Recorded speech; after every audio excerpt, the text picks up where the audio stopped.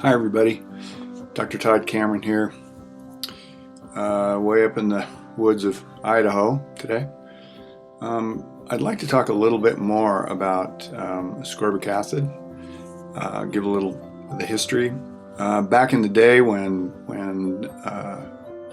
it was the sailors sailing in canvas-sailed boats without a lot of good food on board, scurvy was one of the leading causes of death. And scurvy is a lack of vitamin C's ability to keep the collagen together. And so these poor sailors would die horrible deaths. The blood would escape from their vessels. They'd bleed out inside their abdomens. Their bones would get soft. It was pretty grim. And in 1757, two doctors, one of them being Dr. James Lind, who was a Scottish physician working with the British Admiralty, discovered that there's something in citrus that would prevent scurvy. Actually, that's one of the reasons why, that is the reason why English sailors are called limeys, because they figured out that if they gave them limes or lime juice that wasn't boiled, that they would not get scurvy. And not only would they not get scurvy, they'd be healthy for the whole trip. So they knew that, so Dr. Lind knew that there was something, didn't know what it was, but knew that there was something in citrus that was life-saving for these sailors. So the vitamin C molecule in nature is not just ascorbic acid. Ascorbic acid, as it turns out, is kind of one part of the antioxidant coat of the whole food or whole molecule of vitamin C in nature. But as I'm talking here about ascorbate, I want to make a real clear distinction between what is vitamin C as it exists in nature, in food, and what is ascorbic acid. And so imagine for a moment a picture frame. So you imagine a picture frame with a complex picture, and that can be our analogy for vitamin C. Now when you take that frame apart, there's going to be a couple of parts of that frame, say the top and bottom of the frame, that would be like a carbohydrate moiety. Moiety means chemical for part. And then the ascorbic acid would be the other aspect of it. So simply put, basically, ascorbic acid is one part of the antioxidant coat of the vitamin C molecule as it exists in nature. So it took centuries to figure out what are these active ingredients inside of the vitamin C molecule. And because we're focusing on ascorbate today, because there's a lot of other factors in there. There's there's ascorbigens, there's tyrosinase. There are many different factors inside of a whole food vitamin C. But whole food vitamin C doesn't have all of the science behind it that ascorbic acid does. So in the 1920s, in the early 1920s, there was a Hungarian researcher by the name of Ulbert Szent-Györgyi. He was working with adrenal tissue, animal adrenal tissue, and there was something that he discovered there that he called hexuronic acid. He discovered that there's this, quote unquote, one of the many active ingredients in the vitamin C molecule, but he didn't know it was vitamin C. He didn't know what it was, but he derived it first from adrenal tissue. Animals that make ascorbic acid in their adrenal glands, they don't die of cancer and heart disease. And what's the leading cause of death in the United States? Heart disease. Being Hungarian, they used a lot of paprika. And he was back in Hungary. I love this part of his life story. His wife had cooked him a meal, and in Hungary, at least at that time, you would have like not salt and pepper on the table, you'd have like salt and paprika on the table. And so he didn't really feel like paprika that particular evening. And so he was trying to figure out what to do with this paprika. And he took it to his lab, and it ended up being loaded with ascorbic acid.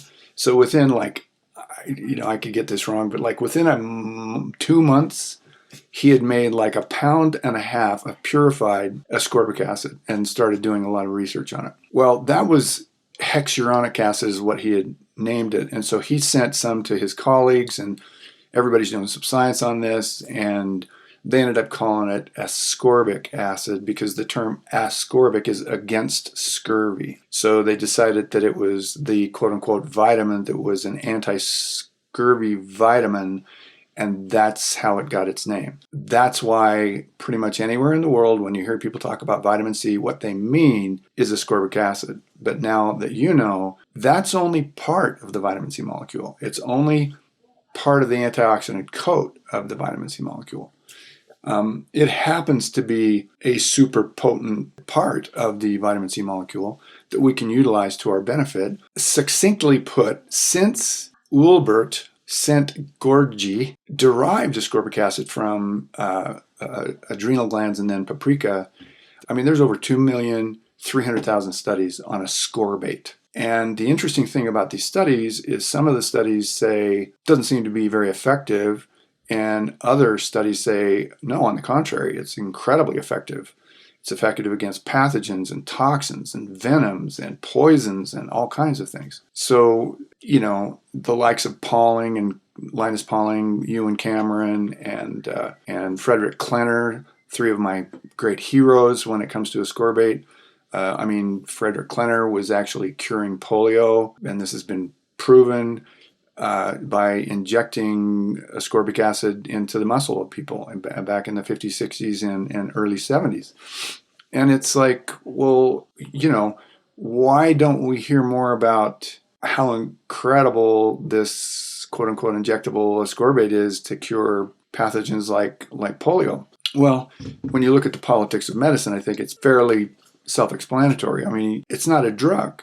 It's a nutrient, or it's part of an existing nutrient. It's a derived aspect of vitamin C. It just happens to be super powerful. But Dr. Klenner, to my knowledge, it was only during the 50s, 60s, and 70s. I'm pretty sure he only got written up in maybe a small handful. I remember 2, to be exact, peer-reviewed journals where his work was presented, because peer-reviewed journals weren't really that interested in a nutrient. They were more interested in, hey, you know, we need to create a drug that we can make profitable, and you know how that goes. Well, fast forward a little bit, and there's a physician, a cardiologist by the name of Dr. Thomas Levy. He has a very interesting history himself. He's a very strong proponent of the use of ascorbic acid in all forms, especially the liposomal form, which I will discuss in just a moment. But he has written a number of books, all very well cited. You know, so scientifically pretty darn solid. He's written Curing the Incurable. He's written Primal Panacea, Stopping America's #1 Killer. One of my books that walked out of my clinic several years ago and has never returned. So if any of you guys are watching this, have my book, bring it back, will you? It's called Death by Calcium. But in any case, when people are sitting in my clinic, coming in, say, for an IV, they got a cold, they got pneumonia, or they're suffering from cancer, and we're doing, you know, complementary treatments with them, etc. You know, I have these books that I've just mentioned, and I want them on the tables available to my patients so they can reach down, pick one up. And even the most skeptical person, all I really ask them to do, I say, of course I don't want you to read this book while you're sitting here getting your drip, but I would love it if you just looked through the table of contents. And usually what happens is it blows their mind. If they hadn't heard about it before, of course it doesn't blow the mind of people that are already aware of it. They're just like, well, duh. But it is rather interesting that this is now in the day of COVID-19, you know, like even in Wuhan, China, and in a few places in America, they're using IV vitamin C, and they're calling it high dose. And this is kind of cosmically hilarious to me. They're calling a high dose much higher than the recommended daily allowance. Well, I don't know what you guys know about the recommended daily allowance for nutrients, but I'm underwhelmed with the numbers, to say the least. So 1,500 milligrams of IV vitamin C, to me, is a drop in the bucket. It's not even close to something that's efficacious if you're sick, like real sick. So there's all these studies. As I had mentioned, there's well over 2 million studies. And the question that 2 researchers from the UK, Hickey and Roberts asked a number of years ago is they asked, hey, why is this stuff still so controversial if there's so much science on it? So they decided to do a meta-analysis of the existing science in the literature. A meta-analysis, for those of you that don't know what that is, it's a study of studies. And so you go back, 10, 20, 30, 40, 50, whatever years, and what these researchers did is they decided to take so many studies from the point of view of it's not very efficacious, and then so many studies from the point of view or the data that suggests no, in fact, it's quite efficacious. And so, of course, if they were to spend their time looking at 2,500 studies or 2,500,000 studies, they'd be, pushing up daisies before they got through with their meta-analysis. So they took just a handful on each side of the fence. It does good, it doesn't do good. And the other kind of cosmically hilarious thing to me is the only difference in the studies is frequency and amount. Frequency and amount. The studies that showed that it didn't really do anything, not enough, too infrequently. The studies that show it definitively works, more frequently. That's what it boils down to. It's as simple as that when it comes to ascorbic acid. Different story when it comes to vitamin C in nature, but if we're using ascorbic acid, so what are we actually doing when we use ascorbic acid? So what does the science actually say in terms of what is it actually doing? Well, we know a lot about ascorbic acid, how it helps to knit, collagen, and how like I had previously mentioned, animals that make ascorbic acid, they don't die of cancer and heart disease. But what it's really doing, and this is how I tell it to my patients, is I say, look, it's quite clear that it increases the utilization of the macronutrients and very likely the micronutrients. So for sure we understand that carbohydrates, fats, and proteins are better utilized. But when you're going up against a pathogen, like a virus, for example, or you're going up against a poison or a toxin or radiation or venom, you need to meet the amount of damage to the cells with the amount of frequency and amount of the ascorbate. So one simple analogy is this. Imagine whatever the illness is, whatever the sick cell is, could be coming from viruses, could be coming from toxins, whatever it is. Imagine that is a fire. And what we want to do is we want to put the fire out. Well, how does one actually put the fire out? Well, you need water. Where do you get the water? Well, the water's in the river. Okay, how do we get the water from the river to the fire? You need a bucket. Ascorbic acid is a bucket. There's a lot of buckets out there. In terms of ascorbate, is you have a bucket, you go over to the river, you get the water, and you come and you put the water on the fire. The question then becomes is, how big is the fire? How consistent is the fire? How long has the fire been burning? How much water do we actually need? Do we need a bucket full? Well, remember that humans don't make ascorbate, so my guess is no. We need a bucket brigade. And so what I'm going to help you guys understand today is why it's so important to continue dosing yourself with ascorbate through times of viruses or bacteria or what have you. So what is actually happening is cells that are sick are actually electron deficient. And a substance like ascorbate, like I said, there's others, will donate electrons. And that means that they will reduce the damage in the cell. So that the terms oxidation reduction come into play here. I don't want to go off on that, but it's an oxidized cell or oxidized molecules within a cell. That is what's making the cell sick. It's one of the reasons why we want it when we eat food. We want to eat our way through colors. Colors have tons of antioxidants. Vegetables. For example, we have greens, we have yellows, we have orange, we have red, we have purple and blue, and just all of those colors have a different components and amounts of antioxidants, and they all donate electrons to our cells, to the molecules within our cells, and help the cells stay healthy. At the end of the day, you need to deliver electrons to sick cells. And the more electrons that you can deliver over time, the more able that cell is to not only protect itself, but to regenerate what it needs to regenerate and to become healthy again.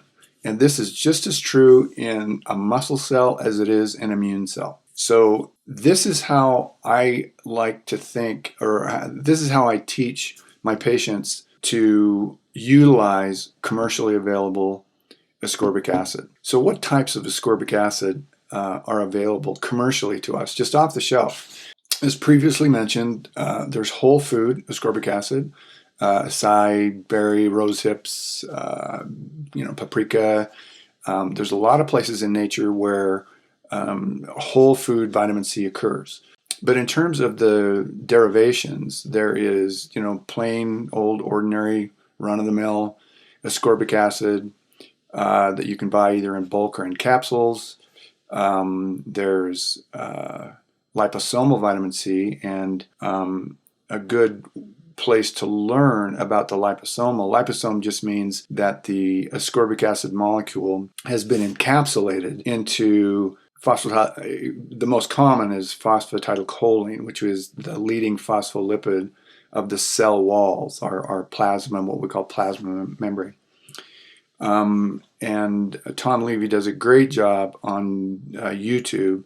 If you just go to YouTube and type in Tom Levy, Levy, and then a lot of videos on vitamin C will come up. Most of them are on liposomal vitamin C. You can even learn on YouTube how to make your own liposomal vitamin C. It's not quite as well absorbed, but if liposomal vitamin C, if it's a true liposome, some of the products out there are true liposomes, meaning a very, very, very, very, very small product, or small micelle, little ascorbic acid wrapped with phosphatidylcholine. Others are emulsions. They're a little bit bigger, but they're still more absorbable intracellularly than just regular ascorbate, for example. But any of this stuff will be effective if you take enough of it and you do it as frequently, and I'll go into that in a moment. So there's food-based, there's ascorbic acid powder, there's buffered ascorbic acid, buffered so it's not so acidic in the stomach or in the body, and usually their ascorbate is buffered by using alkaline minerals such as calcium, magnesium, and or potassium. The problem with the utilizing this up to bowel tolerance is once you reach bowel tolerance, you're left wondering, is it the ascorbic acid that's making me have diarrhea or loose stool, or is it the magnesium that's in there? So that's an issue with the buffered version if you're trying to titrate your dose up to bowel tolerance, which is what you would do is if you were, direly ill and all you had was ascorbate. There is ascorbyl palmitate, which is a fat-soluble version of ascorbic acid. And then there is...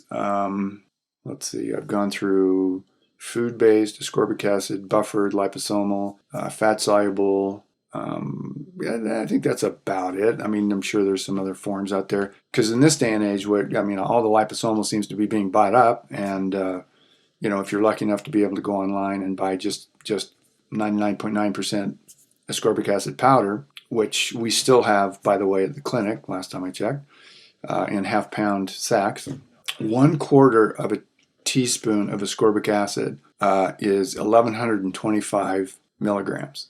And somebody who is doing a maintenance dose of ascorbic acid is going to want to do, and I'm just generalizing here, but I'm just saying 1/4 teaspoon about every 3 to 4 hours during a waking period. The reason for that is the following. How long vitamin C stays in the body, once you take it and it's absorbed into the blood, it has about a 30-minute in-blood time, and then it gets into the tissues, into the cells, and in about 4 hours that will be used up. It's hydroscorbate at that point in time. You urinate it out. It gets back in the blood, goes to the kidneys, and you pee it out. That's one of the reasons why you need to dose on a regular basis. So in general, what I'm saying to people, if you're treating yourself for an illness that you're feeling, like if you're coming down with a cold, flu, COVID-19, dry cough, fever, listen, 1/4 teaspoon every hour is not too much. But if you're just maintaining and you're well, then a quarter teaspoon every 3 to 4 hours is adequate. The liposomal, liposomal does better taken on an empty stomach. You can't really build up to bowel tolerance with liposomal because, after it gets down, I don't know how far into the intestine, not very darn far, you've absorbed all that into it's gonna be getting into your cells real fast. When you're buffering it, like let's say you start taking your capsules of ascorbate or your ascorbic acid powder and it's really bothering your stomach, it hurts. Then I would recommend that you buffer it. And you can either buy buffered, it's more expensive, or Arm & Hammer baking soda can be used. So if any of you ever remember making a volcano for your kids, well, the same thing is going to happen when you buffer your own vitamin C. And so what you want to do is you want to get a container that's larger than the amount of water that you have in it. So, let's say you take a half a quart of water in a 1-quart container, and you put in, say, a heaping teaspoon of ascorbate. That's 5,000 milligrams. A measured teaspoon, when you measure it off or flatten it off, that's 4,500 milligrams. Okay, but you don't want to drink that because it tastes sour like crazy. Then you start putting in like maybe 1/4 teaspoons of Arm & Hammer baking soda and then stirring it. It'll bubble up. And so that's why you've used a container that's larger than the amount of fluid that you have in there, so it won't bubble up over the top and make a big old mess. So you then keep doing that and stirring it until it stops bubbling, and then you put in a little bit more and a little bit more until you get to the place where it's not bubbling anymore. And you taste it, and it'll be not sour anymore. It is now buffered. You've taken the acidity to a neutral place, and that's going to be a lot easier on your gastrointestinal tract. So the problem with buffering the ascorbic acid is that you're going to titrate your dose up to bowel tolerance. The problem is if you're working up to bowel tolerance with just ascorbate that's been buffered, is when you get to bowel tolerance, you have a pretty serious question to answer. Have I reached bowel tolerance because of the amount of ascorbate that I'm taking in? Or is it because the amount of sodium bicarb or calcium or magnesium or potassium that's in there, is that making that worse? So at that point in time, what I tell people to do is keep dosing up if you can put up with the loose stool, because part of your bowel tolerance is the actual substance that you used to cut the acidity and buffer it versus the ascorbate itself. So summary of how to take it: liposomal, whatever type you can get your hands on, or if you've made, you can do it a number of times through the day, say 2-3 times a day. I would also be taking other forms of ascorbate in between those times while you're well. But if you become ill, you need to keep the dose going up. And just think about the analogy of the fire and the water. In order to put the fire out, you've got to get enough water to it. And so you just got to keep delivering the water until the fire goes out. Right now, I'll just mention, Tom Levy. Go to YouTube. Dr. Tom Levy, liposomal vitamin C. They'll come up just with his name. Ascorbic acid powder can be purchased online. You can dose yourself per my dose instructions, and you can make your own liposomal, like I had mentioned before. What you need to make your own liposomal is you need a blender, ascorbic acid, lecithin, and a ultrasonic jewelry cleaner, which you can buy on the internet for around $30.